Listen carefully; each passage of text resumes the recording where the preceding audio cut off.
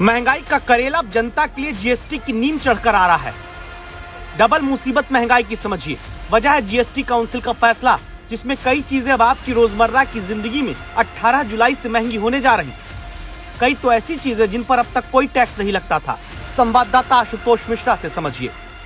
अब GST council का जो फैसला है उसमें जिन पर टैक्स नहीं लगता था उस पर भी टैक्स लगेगा। मसलन ये खुला चावल, अब तक आप ये जो खरीदते थे 100 रुपए किलो अगर चावल है, इस पर टैक्स नहीं था।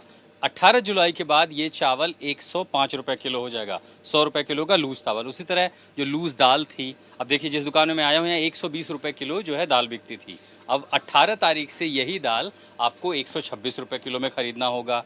उसी तरह पनीर पर टैक्स नहीं था। देखिए दुकान में यहाँ पनीर का स्टॉक रखा हुआ है, ताज़ा पनीर है, स्टॉक लेने आप आएंगे। अब यहाँ पर जो रेट है वो 260 रुपए किलो है, लेकिन 18 तारीख से यही पनीर 273 रुपए प्रति किलो मिलेगा। अब दही पर भी टैक्स आ गया। देखिए जीएसटी काउंसिल ने मध्यम वर्ग को काफ़ी सरप्राइज दिए हैं। दही पर अब तक टैक्स नहीं हुआ करता था, अब इस पर भी टैक्स आ गया है। अब 65 रुपए का ये जो डब्बा है ये हो जाएगा सीधे 68 रुपए का। यानी जेब ढीली करने के लिए तैयार रहिए।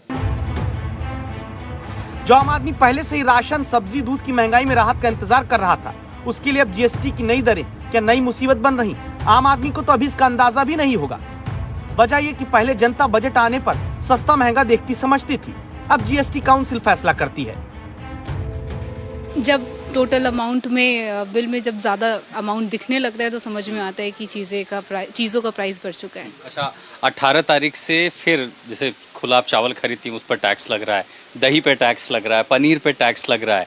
बजट एक आम आदमी के लिए, मिडिल क्लास गृहिणी के लिए कितना बड़ा मुद्दा बन जाता है? बहुत बड़ा मुद्दा बन जाता है, क्योंकि बहुत सारी चीज़ें हैं जो मैनेज करनी होती हैं एक मिडिल क्लास फैमिली में। एक घर के राशन से लेके बच्चों की पढ़ाई से लेके घर के मेंटेनेंस से लेके, और नोएडा जैसे मेट्रोपॉलिटन एरिया में रहने के बाद तो बहुत ही इंपॉर्टेंट होता है हर चीज़ मैनेज करना।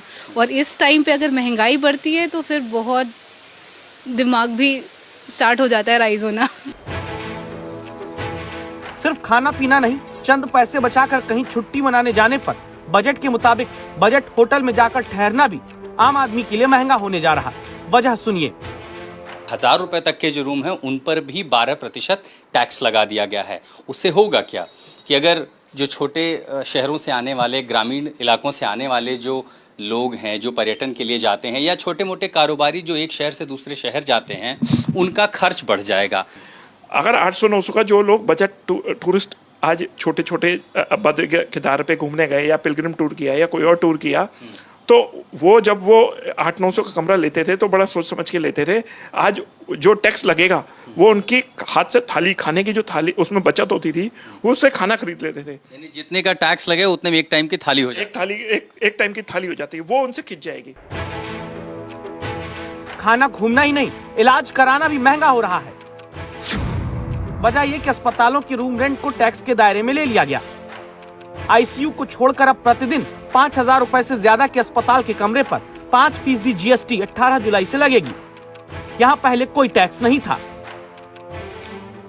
इन सब का असर सीधे देश की उस आबादी पर पड़ने वाला है जो पहले से महंगाई को लेकर चिंतित थी, जिसे सरकार और आरबीआई की तमाम कोशिश के बावजूद जूझना पड़ रहा है।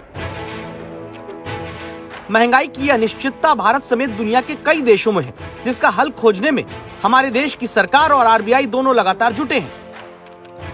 जरूरी है कि महंगाई पर कंट्रोल हो, क्योंकि अगर महंगाई के कारण जनता की मांग घट गई तो समस्या और बड़ी हो सकती है।